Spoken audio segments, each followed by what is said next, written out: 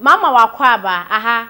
GCN page so meeting ede adwa searchi and then the day the kan ya wo de ehwe me a mesro na wa subscribe to my channel we are now don sa emia be on so we be notification and sa the news e de betu bia we be bi atie ana se we be bi ahwe e wo GCN page ha Kbot eye Facebook blogger na ni page no ode ye politics nko na NPP fo nko na okasa ede ema na Kbot na okasa na anesem a okay na ne se one de oni hweka na emom NDC form opposition asisi omo pese omo ba power nti omo plekukukukuku omo nto omo bo ase power ne de omo beba na emom se eye his excellency na Addo Dankwa Akufo-Addo atena se adwen se Ghana yakobesia bododo oma ne ba ne sa de bia yenko ade ntimi nya hwenti watena se a plan se ode levy ba na emom no ye atua se ne be ya ye benya sika de abo oman hu bra no NDC form opposition minority form parliament house atena se a planning so mo do mbegu aban ani mase inti tax na ye atua no ma na ye ntua na mo ya propaganda na sisi ato Ghana full trip na tax ni ye ntua na Addo aboka na sisi okwa IMF na IMF na okono ehum se ya because na Addo ne bra wa brain na IMF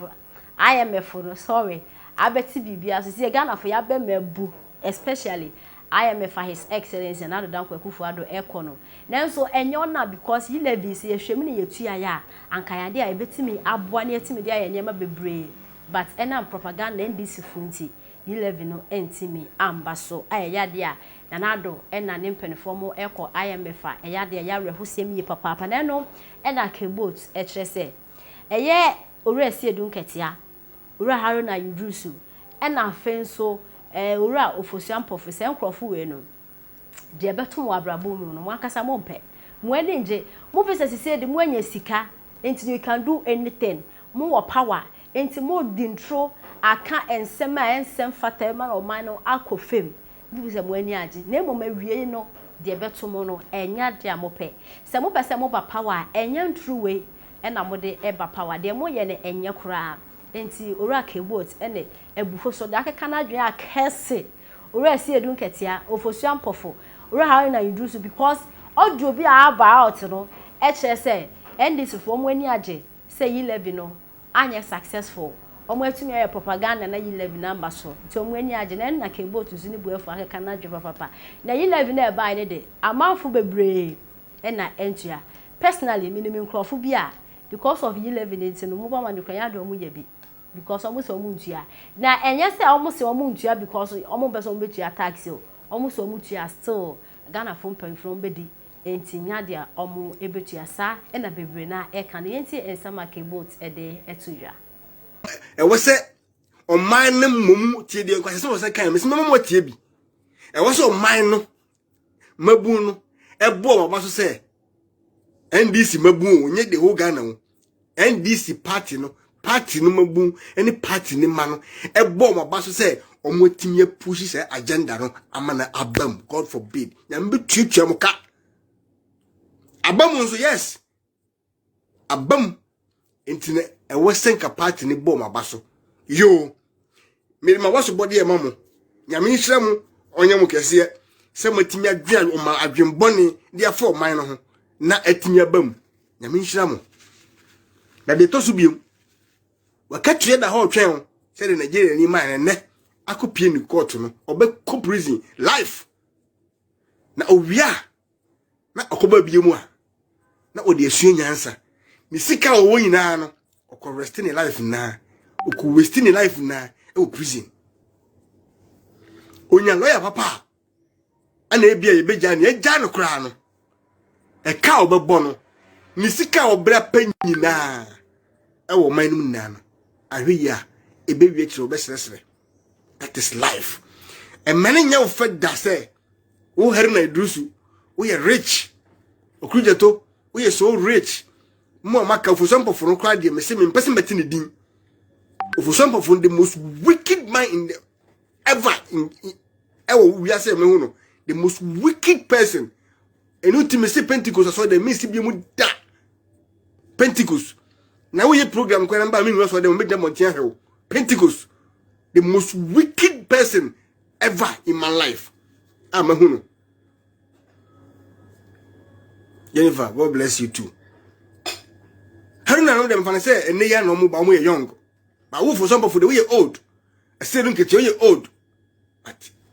Okruye Tony Huruna the way in Kwalankwala. The fan say o ma dwi mo ha. Ano mo yes stupidity no. But what na say? I was even continue for Nigeria. Nigeria man was me the bar rich. Martin me yo. Say I know how be for na me ya. Nigeria man na make na sem no. O de akola be duru UK. O de ni be duru UK no. Ana if you don't fight her, contribute to tax bia. O man ni tax say tua de bo man no. Mo say tax ni mu ntua. Tax no, obi aso ntua.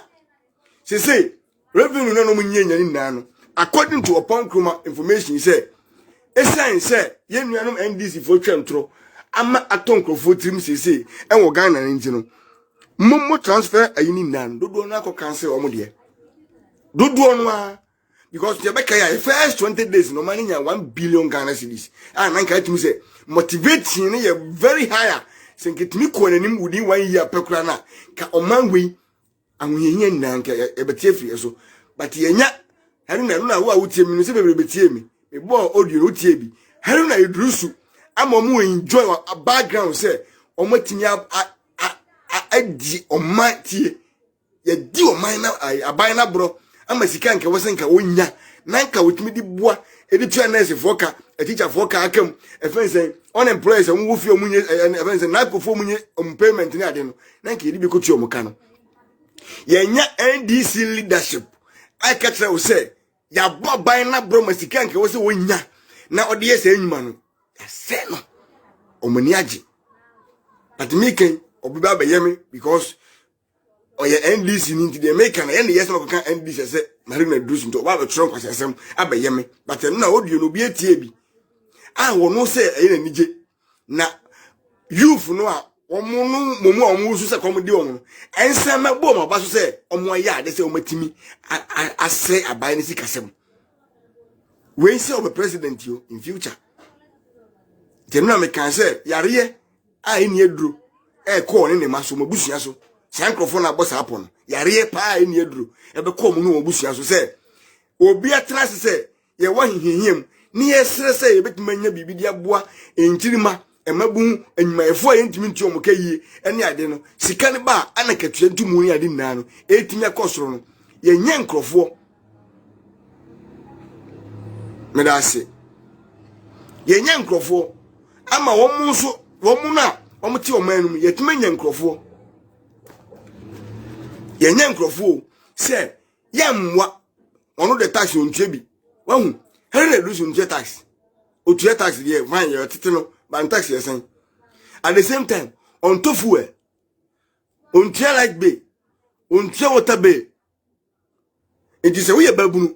na se nipa we si wo obo abro na wani agye a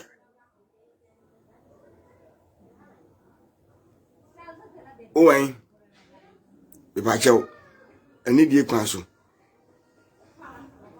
o de obetime afiri so no akọ se manka MPP ase ma mesrew me kan bofu ni na me pa chew mesrew ma me ani die kwan so me pa chew why mesrew me fere papa me mo din kra na amanfo but me nim mesrew ani die kwan so me pa chew bibiri o hwe na se emwa wa kona kuti die e be boa why the American yisua de a ebebo mbacho ba abusuafo na wa share ye ka de a ebetimi abo man no forget about MPP make say me ka NDC totally na mum individuals na wo party no mu na omo bopo me ka say NDC fo nyina wo me say Huruna idrusu ene ni omukuru su omo boss apo nti se wan tie me yi a mesrew bebre because se oye nipa sebe odesun yeso na adwen papa wo tirimu a na se wo dwen adwen papa na obiti a kire se me pese me ko bi company wo Ghana na wo pasase wo kopra ko company fo anim tie tie mi ansa na wako